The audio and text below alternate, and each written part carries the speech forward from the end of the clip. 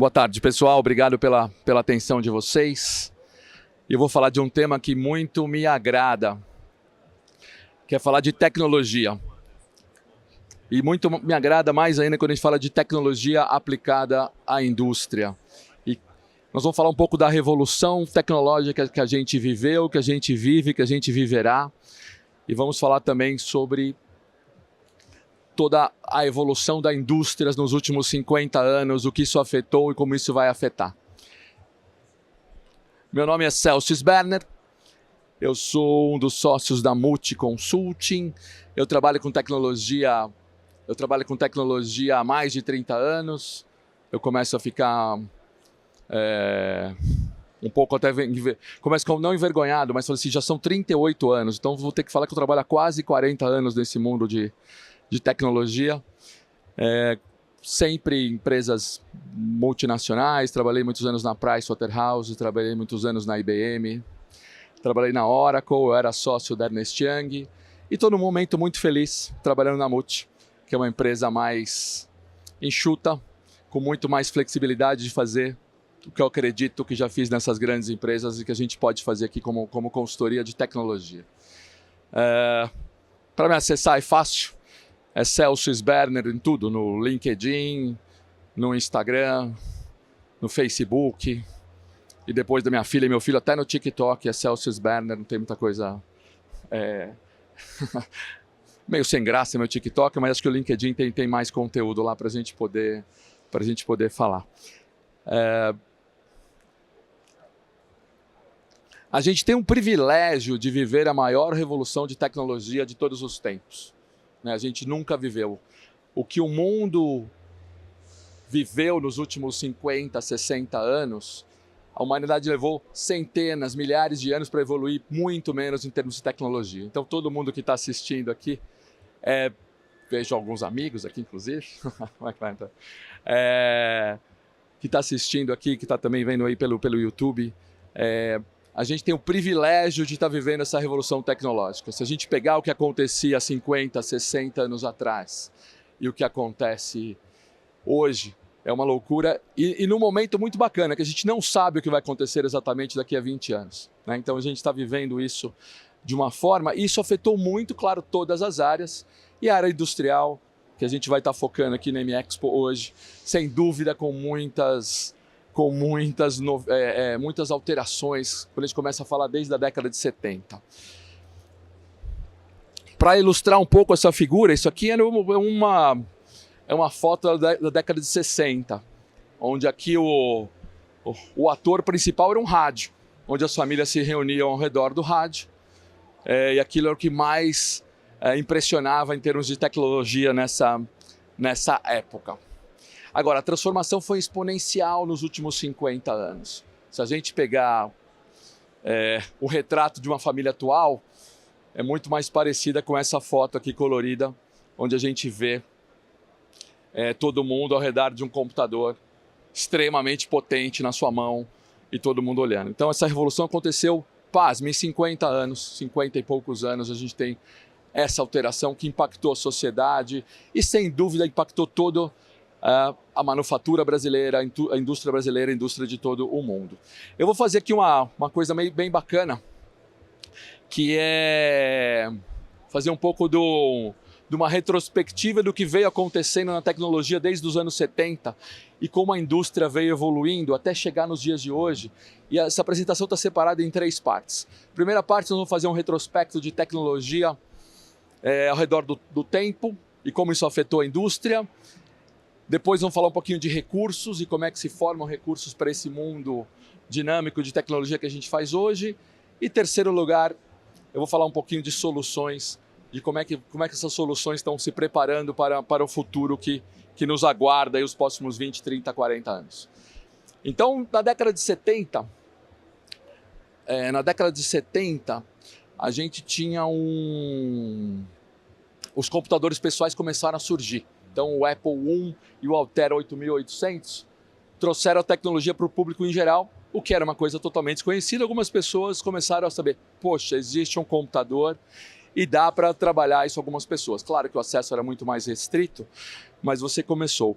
Em 56, Foi lançado o primeiro disco rígido. Então, isso que a gente conhece, tem no nosso bolso, tem no nosso computador, no nosso notebook.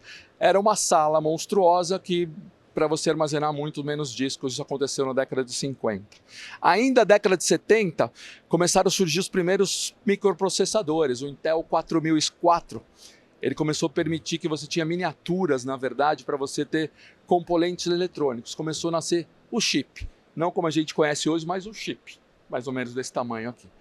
Isso é a década de 70. Em paralelo, como que estava a indústria nesse momento? Né? Isso que a gente... Foi o começo de transformar todos os controles analógicos para os primeiros controladores digitais. Isso foi uma grande revolução na época, que você começou a poder flexibilizar toda a produção. Então você tinha, além dos controles de processo que começaram a surgir nessa década, os primeiros robôs começaram a nascer aí, na parte de robótica. Claro que robôs nada a ver com aqueles que a gente está vendo pelo evento, aquele cachorrinho andando para lá e para cá, mas os primeiros aparelhos de robôs nasceram ali para fazer algumas dessas tarefas repetitivas. Essa década de 70, olhando aqui no palco, alguns acompanharam talvez a década de 70, alguns não sabem, mas vamos evoluindo um pouco mais. Anos 80, quais foram as evoluções tecnológicas? A microeletrônica começou a ter avanços significativos. Ou seja, você começou a produzir aqueles chips em massa, cada vez menores e cada vez mais poderosos. Além disso, você teve o surgimento das redes de telefonia. Década de 80, quem lembra, tinha algum daqueles celulares grandões, ou talvez não tinha celular ainda, mas você teve toda a digitalização das telecomunicações a partir dessa década, o que permitiu também você lançar, para a alegria de muitos, os videogames, que começou-se a entender que o computador podia ser divertido e que você tinha uma coisa mais popular, para o entretenimento digital começou a surgir ali. E a indústria nesse momento? Os famosos sistemas CAD e CAM surgiram na década de 80, onde você conseguia fazer projetos 3D e começou a poder integrar o design com a produção. Então isso aqui, CAD e CAM, realmente foi uma revolução na década de 80, para engenheiros e para quem trabalhava com desenho, e você poder ter uma visão tridimensional naquela época de produto era muito, muito bacana. E também as redes de comunicação industrial. Você começou a ter redes e padrões, protocolos padrões para que as máquinas pudessem ser administradas da mesma forma, através de protocolos. Com isso você conseguia ligar uma máquina, um controlador a outra, que até então eram coisas isoladas que não funcionavam. Essa era uma das grandes revoluções aí da década de 80. Vamos evoluir um pouquinho para a década de 90. Aí começou a ficar mais divertido, porque aí a gente começou a ter informações de forma global e ter mais acessos a informações, quando foi lançado o www.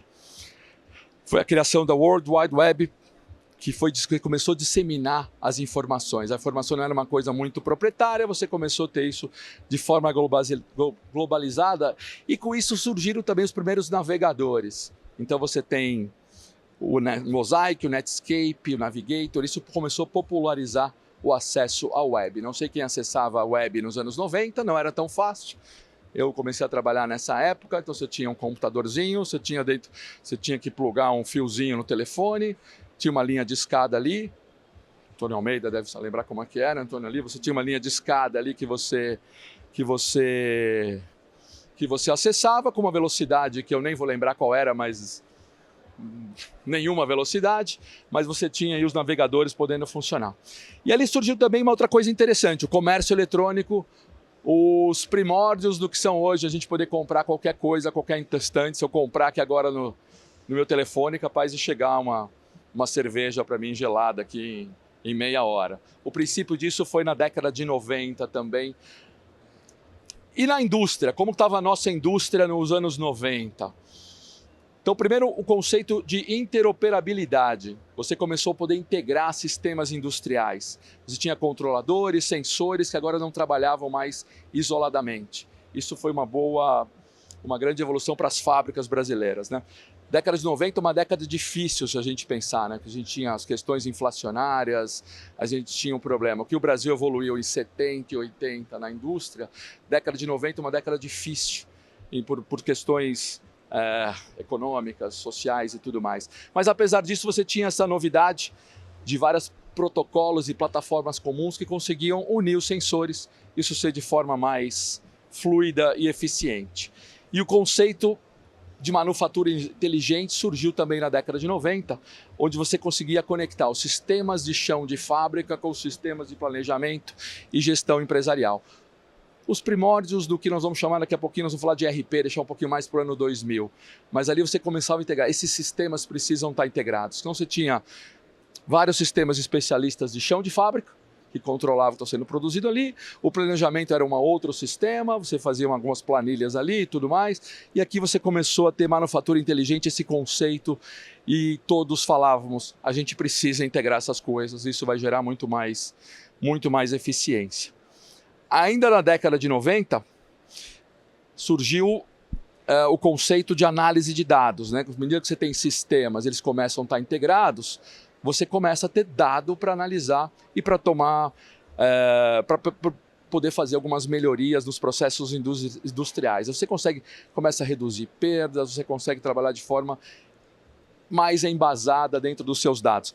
Década de 90, tá? Nós estamos falando isso de 30 anos atrás, né? Não é tão longo assim. E com isso você conseguia tomar a decisão. Essa fotinha aqui eu gosto dela porque esse cara ele tomava decisão em alguns dados, com muito papel ainda na mesa, mas ele começava a ter alguns dados para realizar. E aí você tem o embrião dos sistemas de gestão integrados. Né? Você começa a usar muito esse conceito do MRP, de Materials Required Planning, onde você vai estar planejando isso com certa integração para que possa tomar os dados de o que eu tenho que comprar, quando eu vou comprar, que material eu preciso produzir. Então, década de 90 começou a surgir essa história. Década de 90, quando eu comecei a trabalhar na década de 80, na verdade, mas 90 na consultoria, a gente começava a fazer muitos projetos nesse molde, né, de ajudar as empresas a tomar decisão com base nesses dados. Vamos aos anos 2000, pronto. Agora acho que todo mundo aqui já se encontrou, né? Todo mundo agora já estava vivo aqui. Surgiu os smartphones, não é? Então, smartphones a gente sabe que todo mundo tem um no bolso.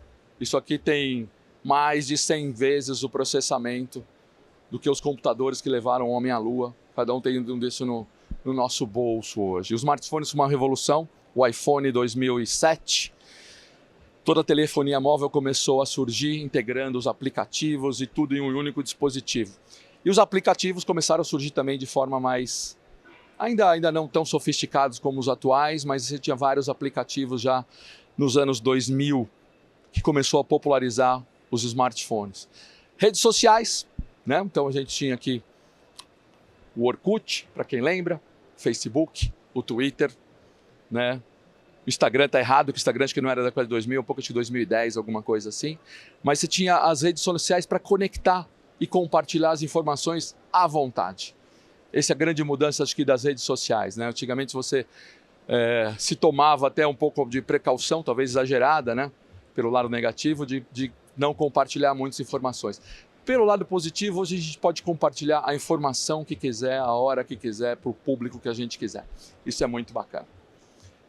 Ainda década de 2000, os streaming de mídia. Então ali você começa a ter a possibilidade de a gente estar, por exemplo, ao vivo no YouTube agora e bastante gente assistindo isso por streaming, para música, para filme, para tudo. Isso alterou totalmente vídeos, jogos, isso alterou totalmente também o lado da indústria. A indústria a gente falava ainda de automatização de processos robóticos. E aqui tem um conceito muito bacana, não sei se todos estão, o quanto todos estão ambientados à sigla de RPA, que é Robotic Process Automation, que é você automatizar os processos. Que os robôs, que não são aqueles robôs, na verdade, os robôs físicos que a gente vê aqui pelo evento, mas aqueles robôs são softwares, na verdade, que eles conseguem fazer que fazem as tarefas repetitivas e de baixo valor agregado de forma automática. né? Eu sempre dou um grande exemplo aqui da área de compras, talvez seja o exemplo mais significativo porque é o RPA. Como é que funciona uma área de compras hoje numa empresa qualquer? Essa área de compras ela tem, ou como tinha na verdade, né, seus 20 compradores, todos eles recebiam lá uma requisição de compra para olhar aquilo, falar, putz, eu preciso comprar isso. Ele vai fazer uma pesquisa, vai achar lá 10 fornecedores, vai achar os 3 fornecedores melhores e vai mandar para alguém lá, para o seu supervisor, e falar, pô, esses aqui são os 3 melhores. Vê lá quais são as melhores condições de preço, prazo, qualidade e decidimos comprar. Compras funcionam assim por anos, né? Hoje em dia você tem uma facilidade melhor de trabalhar com isso aqui nas soluções de RPA. Imaginem que um software, né, um robozinho que a gente chama aqui, pode fazer isso de forma automática. Então, na verdade, os compradores vão fazer tarefas que agregam mais valor e o robô ele vai estar lá ele mesmo pesquisando quais são os fornecedores principais, selecionando as qualidades e automaticamente gerando, nossa sugestão de compra é toda essa aqui. Esse é um pouco de um exemplo bem claro do que é o RPA, que você começa a ter a partir dos anos 2000. E aí sim, eu acho que todo mundo já ouviu falar no RP, essa evolução do MRP. Os primeiros softwares chamavam de MRP, que eram Materials Requirements Planning, você planejava toda a parte de materiais. E aí, na década de 2000, se consagrou o conceito de RP, onde você não planejava só os seus materiais, mas você planejava a sua empresa inteira de forma integrada.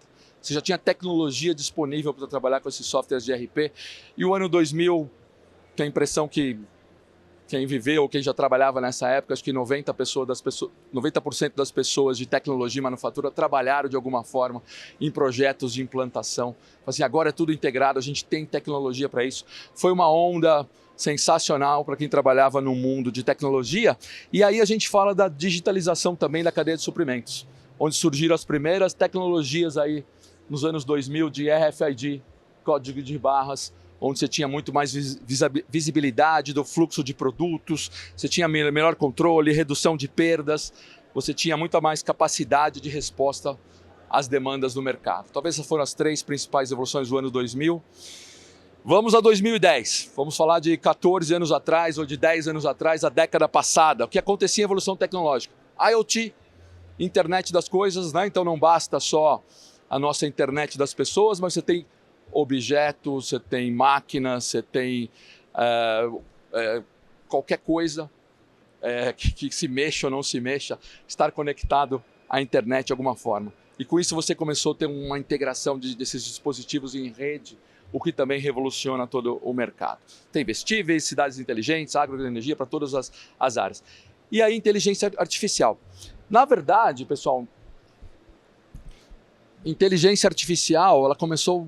Você tem os primeiros protótipos disso em 1982, onde existiam máquinas que já começavam a responder de forma ainda arcaica, mas que já começavam a responder com essa história da máquina fazendo conceitos de algumas coisas, né? E daí tem muita evolução, mas a partir da década passada, a inteligência artificial teve avanço significativo nessa capacidade de processamento, né? A tecnologia veio de forma a que você realmente pudesse falar de inteligência artificial mais acessível, de forma mais abrangente.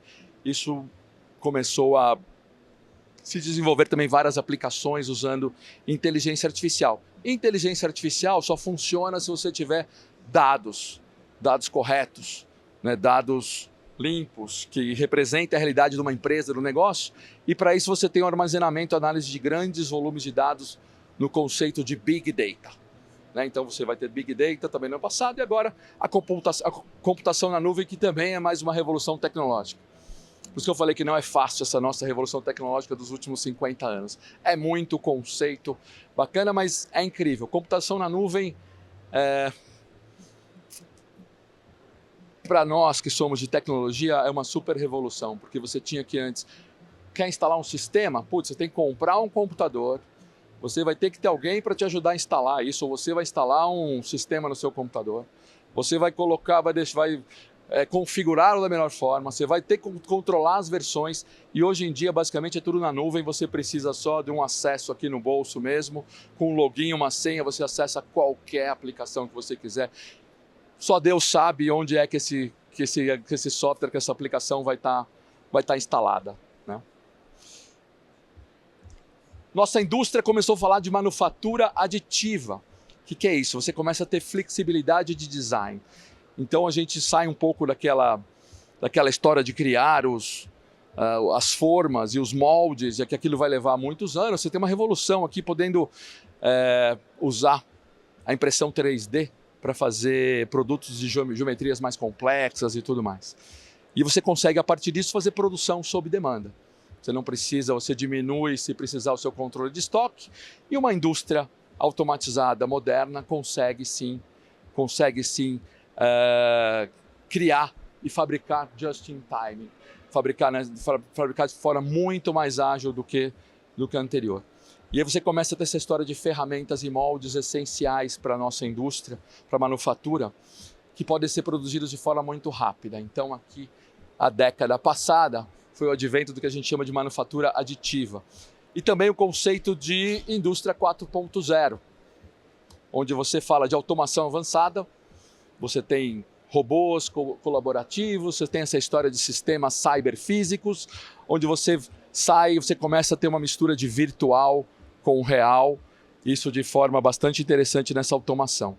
E também ferramentas como sensores, dispositivos IoT conectados, para que você comece a ter dados real time, né? Então, aquela história de tem que esperar fazer para depois ver os dados, depois tomar os resultados e trazer aqui, você começa a matar com essa história desses dados de forma mais muito mais avançadas, né? Ainda sobre dados avançados, tem mais conceitos também na década passada de mineração de dados, né? Então você começa a ter uma produção enorme de dados, e aí vem os próximos desafios que a gente já enfrenta com muito mais qualidade atualmente, inclusive, de como obter os dados corretos no formato correto, da forma que eu preciso.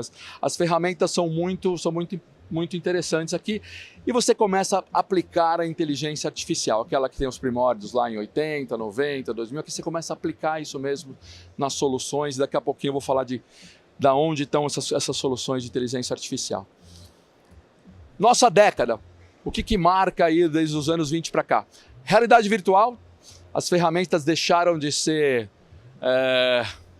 simplesmente uma ideia, você tem muitas aplicações usando realidade virtual na indústria, né? Eu participei de alguns eventos legais, você põe aquele capacete ali, ou capacete ou óculos, você consegue ver a máquina, em quanto tempo ela tem de operação, se precisa fazer manutenção, se não tem. Isso é só uma das aplicações que eu vi. Você tem várias aplicações aqui em realidade virtual. Os carros autônomos, né? A gente, se quiser, é só ir para os Estados Unidos, para o Japão e dar uma voltinha num carro autônomo com certo medo. Então vai ter um certo medo de olhar ali, mas cada vez mais. Eu não sei quando isso chega no Brasil, mas por enquanto a gente vai vendo lá fora e vai se divertindo com o que tem lá, né? Tem um avanço de tecnologia muito grande, assim como biotecnologia, né? Então aqui a gente começa a falar de edição genética, biologia sintética e muita coisa. E uma outra revolução que nós estamos começando a viver aqui, que é a realidade do 5G. A velocidade do 5G é estrondosa em comparação ao 3G ou 4G, a velocidade que a gente tem de compartilhamento de dados e de informação. E nossa indústria começa a falar de robôs industriais autônomos. Então você começa a não ter só aquele robô para tarefas repetitivas e perigosas, assim, mas você começa a ter ele com cada vez mais autonomia, e também os cobots, que são os robôs colaborativos, onde eles têm sensores de força e tecnologia que eles conseguem não só ser autônomo, mas também cooperar com outros robôs ou com o ser humano. Então você tem isso de forma muito avançada, e também essa parte de controle inteligente de processos, que é você aplicar a inteligência artificial na produção. Imagina que a inteligência artificial está ali avaliando os dados que você tem, ela está compilando, minerando tudo que tem te dado, te dando insights, e através desses insights você consegue fazer isso diretamente na sua produção. O que mais que a gente vive na nossa década? Sensores inteligentes, cada vez mais o monitoramento é em tempo real, você tem controladores industriais bem sofisticados que analisam esses dados coletados automaticamente, você tem sistemas de simulação, esse conceito de gêmeo digital, onde você pode fazer cenários para simular, você não precisa executar para ver o que acontece, não, vamos simular, você tem a tecnologia que permite isso. E também com mais conectividade, mais IoT. Redes industriais avançadas e a internet das coisas integram todos os sistemas e os dispositivos. Isso aqui era impensável para quem trabalhava na indústria na década de 90, 80, 90. Que você podia ter sistemas integrados, que você poderia ter dispositivos integrados, trabalhando com uma inteligência artificial, com autonomia. Então falei que a gente vive uma revolução que é difícil de explicar para gerações passadas a evolução que a gente teve aqui. Mas sim, hoje a gente consegue integrar todos os sistemas com todos os dispositivos, com todas as máquinas, a gente consegue integrar isso e colocar uma inteligência artificial operando e dando os insights do que precisa fazer. E tem um outro conceito importante, esse aqui, a indústria brasileira, principalmente não pode não levar em conta, que é a fabricação verde. Né? Talvez esse seja um potencial diferencial do nosso país. Né? Você trabalhar com energia renovável, né? A gente tem isso de energia renovável, trabalhar com economia circular, que é você reaproveitar todas as matérias-primas, né? E aproveitar o plástico, os resíduos e tudo mais. Eu tive uma conversa um tempo atrás com o presidente da HP, com o Ricardo Câmara, e foi muito bacana, porque ele estava me mostrando que você já tem teclados que são feitos com os resíduos de lixo do mar. Você tem computadores já que você tem 5% dele feito com plástico reciclável, que você tem em operação disso, e a tendência é aumentar. Então são programas de empresas como esse da HP que eu estou citando aqui, que onde você leva em conta no seu processo produtivo essa história de economia circular e também manufatura eficiente. E aqui, pessoal, isso não é uma coisa desejável. Eu diria que esses conceitos têm que estar em todas as empresas. Né? Quem não está nesse conceito hoje vai acabar tendo sérios problemas aí no mercado. Quando a gente olha, então, pessoal, esse foi um resuminho dos últimos 50 anos do que aconteceu na nossa revolução da tecnologia e o que aconteceu também aqui no mundo da manufatura. Quando a gente olha o que aconteceu, as 2 últimas décadas foram marcadas por alto grau de inovação tecnológica. Mas a gente sabe que, apesar disso, o Brasil enfrenta muitas dificuldades, como alta carga tributária e dificuldades logísticas. Não preciso falar, a gente sabe que é isso. Isso é um dos impactos. Isso é quando a gente olha um resumo do que aconteceu nos últimos 50 anos. A gente está num cenário que a gente precisa de adoção de novas tecnologias. A indústria brasileira representa hoje por volta de 1,3% do que é a manufatura em todo o mundo. Ela já foi maior que isso, mas ela também já foi menor. Então é uma coisa assim, varia um pouco, mas a gente precisa, se a gente quer ir para um outro patamar de indústria, a gente precisa investir em novas tecnologias e tem que ser isso um esforço coordenado para modernizar toda essa parte de infraestrutura. Sem dúvida, né, quando a gente fala de tecnologia, só reforçando, tem mais coisas vindo por aí que vão continuar impactando na sociedade. Quando a gente fala de computação quântica, o nível de processamento dos computadores daqui a alguns anos, ele é absurdo em relação aos computadores que a gente tem.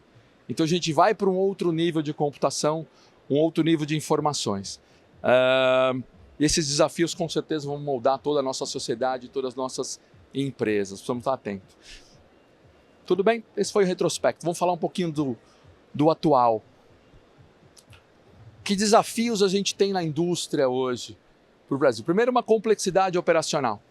Né? Você tem uma complexidade não só de logística, mas de produção, de necessidade de operar cada vez produtos mais sofisticados, no menor custo, no menor prazo. Então isso exige uma complexidade operacional. Você tem uma volatilidade dos preços, A gente está no Brasil, uma hora o dólar custa R$ 5,70, uma hora o dólar custa R$ 6, outra hora R$ 5,10, isso uma hora a gente está importando, uma hora a gente está exportando, uma hora o preço global, o preço do aço é totalmente volátil, então a gente tem um problema de volatilidade dos preços e oscilação na demanda. Você imagina, né?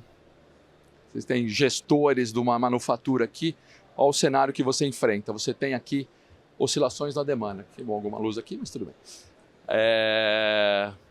E também a gente tem problemas de infraestrutura e de muita regulação. O país, infelizmente, não é o país com a agilidade que gostaríamos. Né? Você ter facilidade de montar uma empresa, de produzir, de vender, de comprar, de exportar. Então você tem uma dificuldade assim. E por último, uma automação e rotatividade dos funcionários. Então a gente tem um déficit de mão de obra de tecnologia muito forte no Brasil. A gente tem um déficit de mão de obra especializada para todas as áreas.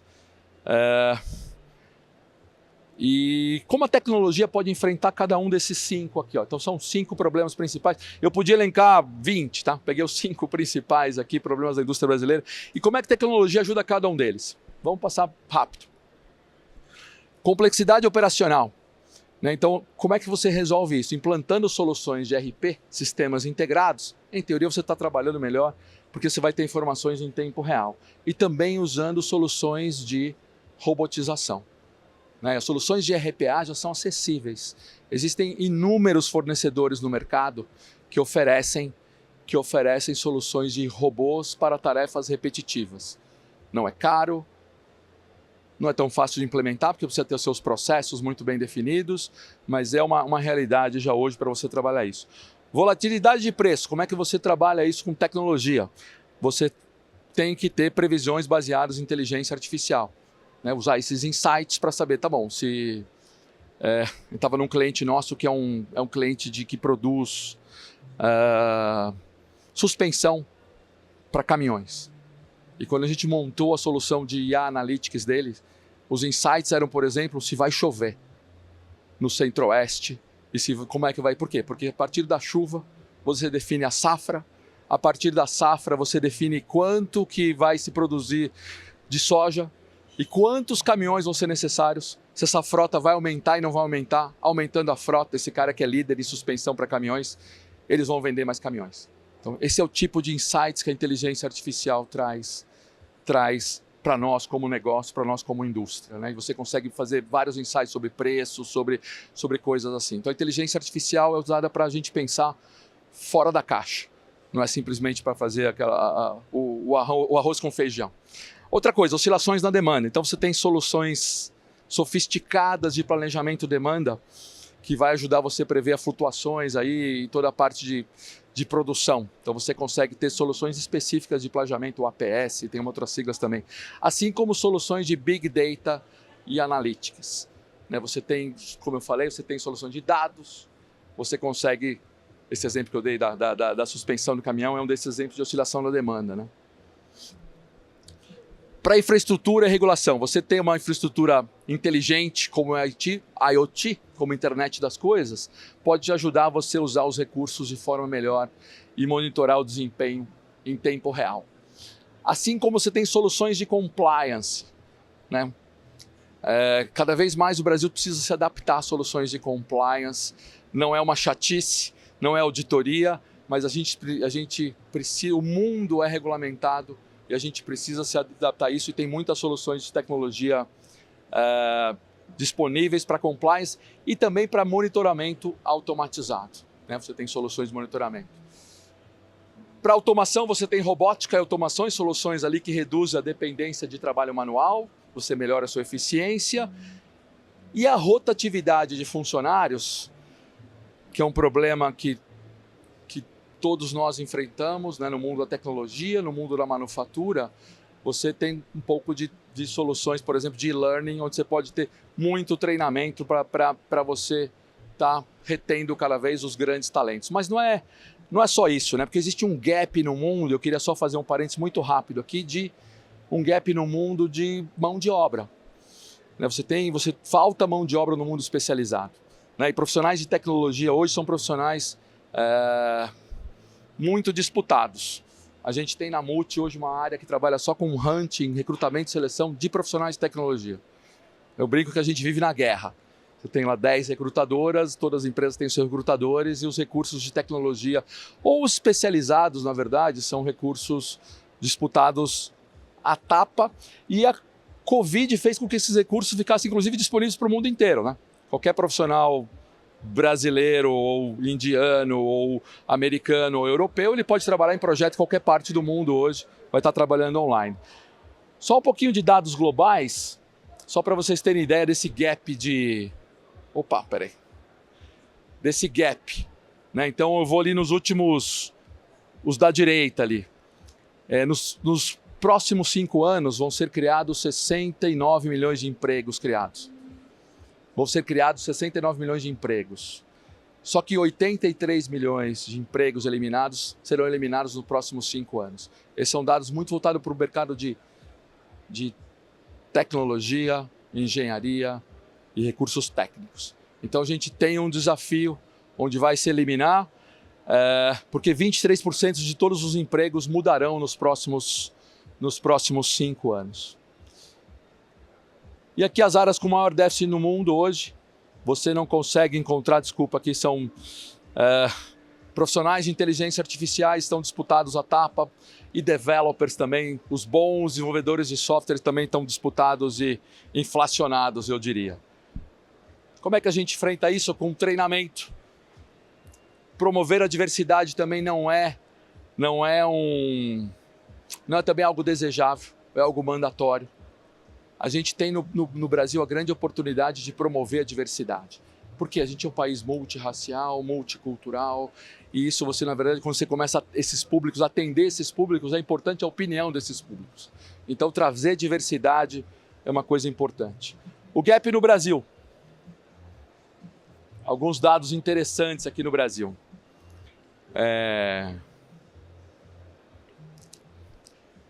Você tem aqui, eu vou começar pelo apenas 17%.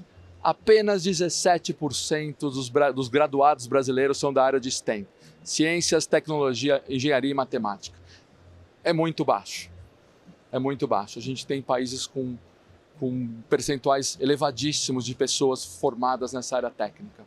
Então cabe aqui também uma reflexão que a gente tem que atrair e estimular o desenvolvimento de novos profissionais que estão voltados para essa área técnica, né? Um dado importante, 75% dessas empresas irão aumentar o seu investimento em tecnologias digitais. Isso é óbvio, sem tecnologia a gente não vai chegar no ponto que a gente quer. Esses são alguns dos dados do Brasil bastante interessantes. A gente tem a procura no ano passado por 70 mil profissionais com habilidades digitais, ou seja, esse que a gente precisa para estar na nossa manufatura, né, para estar operando, para estar atuando, para trabalhar com inteligência, para configurar.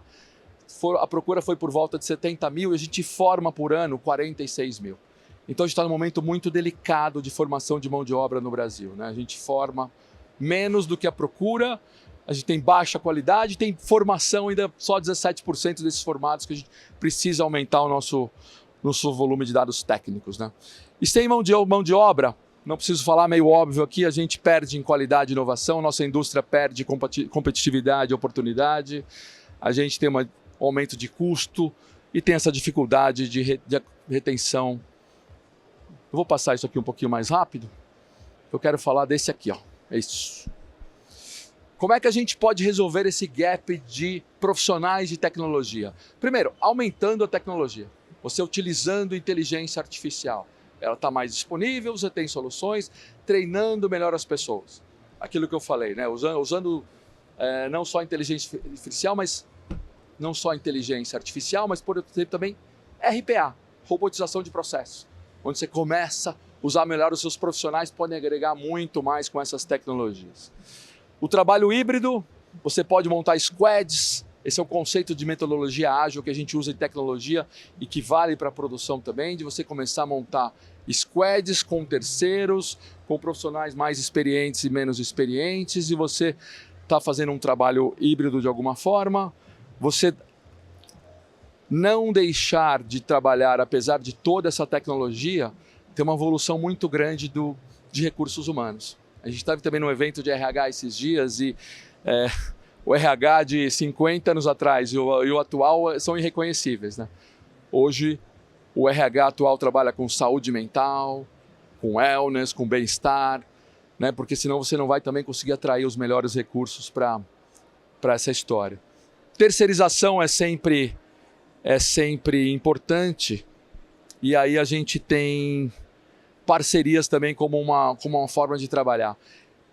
No mundo da tecnologia, a gente trabalha muito com parcerias, onde você é impossível hoje. Tem duas coisas para eu falar até um pouquinho, antes de falar um pouquinho da Multi aqui.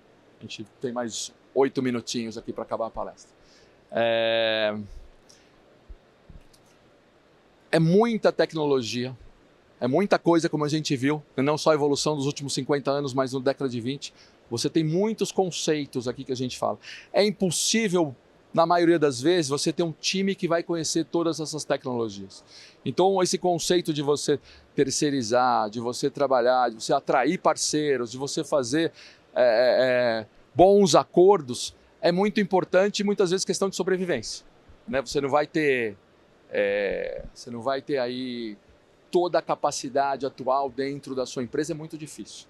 Não é impossível. Tem empresas que sim, se você é uma enorme empresa que tem a capacidade de ter tecnologia e profissionais bem montados na área de produção, que saibam todas as tecnologias, sim, mas esse conceito de atrair parceiros de cooperação é muito importante para isso. E um outro conceito que eu vou falar na frente, mas já vou falar um pouquinho antes, com tudo isso de tecnologia, é preciso que se defina uma estratégia de tecnologia. É preciso que você faça o que a gente chama de um PET, que é um planejamento estratégico de tecnologia. PET não é o cachorrinho ali no robô andando. Eu falei PET e passou o cachorrinho andando ali, mas o PET é o plano estratégico de tecnologia.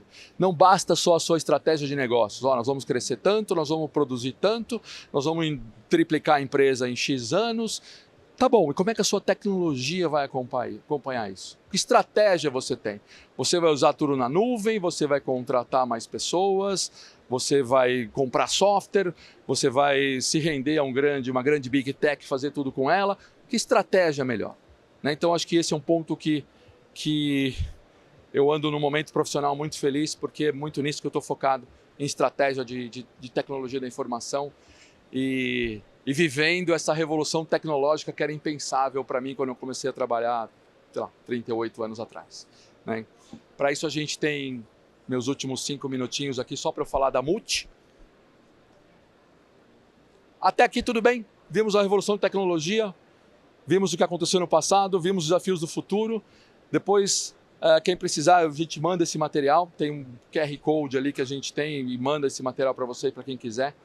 Vai estar aqui, acho que é um material bem bacana. Falar um pouquinho da Multi. Da Multi, a gente é uma empresa de consultoria de tecnologia.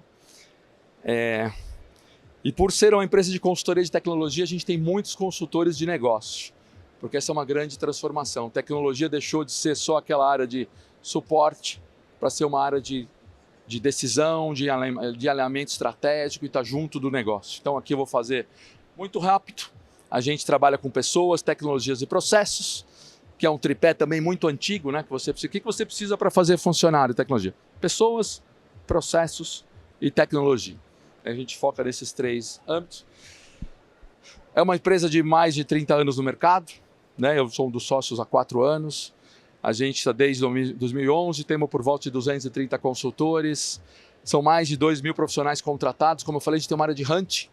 A gente seleciona, precisa de preciso contratar um especialista em inteligência artificial, em IoT, em RPA, em nuvem.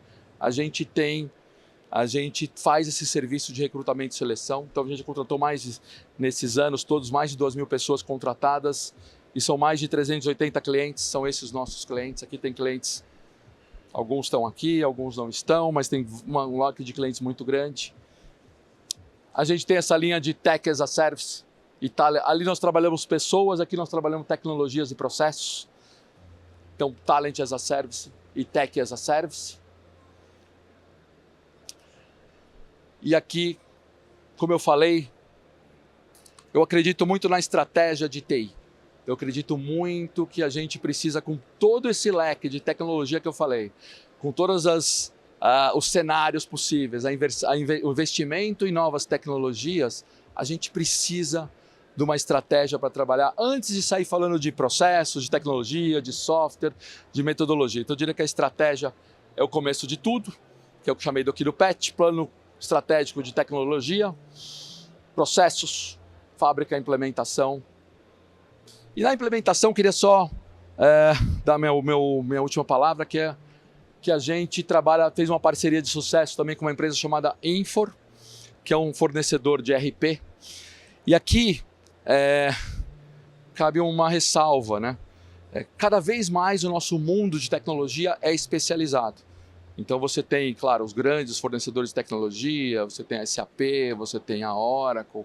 O Infor é um produto, um ERP, especializado para a indústria. Ele tem as funções lá para o e-commerce, ele tem tudo, mas ele é especializado na indústria. Se a gente está precisando de uma solução de ERP, para falar de planejamento de produção, de ERP, de toda a parte integrada, de compras, de tecnologia, na verdade, como a gente falou, de tecnologia colaborativa para a produção, essa solução da Infor é o que a gente trabalha. Ele, então, quando a gente olha os sistemas de ERP específicos para manufatura, é um dos líderes de mercado. Então, por isso que a gente fez essa parceria, por achar um foco no negócio. A gente tem um time aí que trabalha há mais de 30 anos com essas soluções da Infor, que são todos os módulos ali. Se você nunca ouviu falar de Infor, a gente está também com um stand ali, vai ser um da Multi, bem aqui atrás da câmera, aqui, ó. Se precisar, a gente pode bater um papo lá com vocês. A implantação é muito rápida, você consegue colocar isso, não tem mais aquela história de projetos de anos, são projetos de semanas e de muitos poucos meses. Isso é uma mudança também, eu consultor ali na década de 90, ficava 1 ano e meio, 2 anos implantando RP em algum lugar, e hoje não existe mais isso, né? Com metodologia, ele é pré-configurado, é uma coisa diferente. Eu, mais velho aqui, fui aprendendo como é isso, é muito bacana. Alguns clientes da Infor no Brasil, tem algumas dessas empresas já usam a solução aqui, porque ela é muito forte nos Estados Unidos, mas no Brasil tem também um leque importante de empresas. Aqui tem um filminho, não sei se eu colocar aqui vai passar o som para vocês. Vou tentar ver se passa um filminho aqui, que é o filminho de 1 minutinho. Em inovar o seu ERP. Provavelmente 2 opções. Uma solução robusta e cara, que satisfaça suas necessidades específicas, mais complexa e com uma implementação demorada ao mesmo tempo.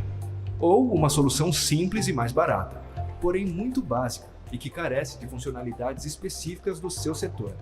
Mas, e se você pudesse ter o melhor dos 2 mundos? Empresas que produzem para atender o estoque ou com base em pedidos têm o desafio de equilibrar a demanda com a oferta, ao tentar minimizar o excesso de estoque, controlar os custos de produção e distribuição, manter a competitividade nos preços, na qualidade e na disponibilidade, estar adequado às mudanças de mercado e às necessidades dos clientes. Sistemas isolados levam a uma espiral de custos e clientes com demandas não atendidas. É isso, pessoal. Alô? Aqui? Alô? Eu? Tô me ouvindo aí? É isso. Aí nesse QR Code consegue me achar no LinkedIn. Celsius Berner, pela dificuldade de sobrenome só tem eu mesmo, então não é onde precisar. E nós estamos também no stand à disposição para poder tirar dúvidas. E olha que acabou no tempo, incrível. Que bom, hein? Uma salva de palmas, por favor, ao Celso. Obrigado Celso.